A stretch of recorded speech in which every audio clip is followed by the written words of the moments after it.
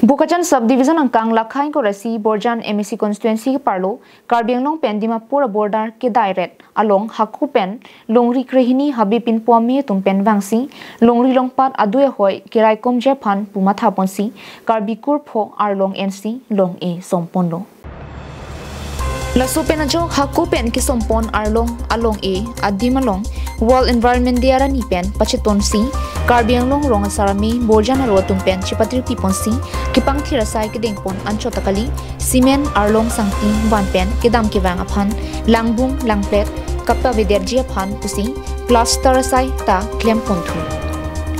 labangsu kepangthir sai kedengpon along langtuk tiron KARAA Borjan aro mi phum bapuram tirang Saka terang anparta rongasar nogbi longjon lapen ari sangho tumpen pen chirap situsi labang so sayang deng misen pen pachunpon lupusi birta ng pachini dun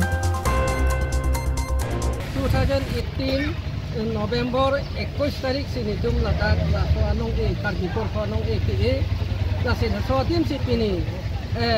nabda kuna ko India Wall Environment Day ani pachiton si nitum lada kedora prong hotutia habar la no rong asara tu punok belon rong asar apen lada keboktare rong asara tu anpenitum pini sirap itu si lada Karbipur pho anong e ki somadim pini la plaster pat kepachun ji ba kepaplengi tu arni nasi hotuti no songarong arong asar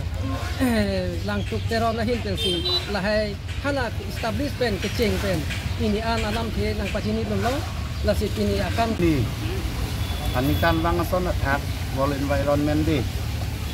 ani pachiton si ini ladak duduk tuluni mate Lahorian Nagaland border check get adunglong au kisar tu lang Karbidicho tu ladak border miseming itu nang pathir kang long asila so Wall Environment Day pachiton dan sila kang so along li long along e long tumpini kesom kepangthir on deklen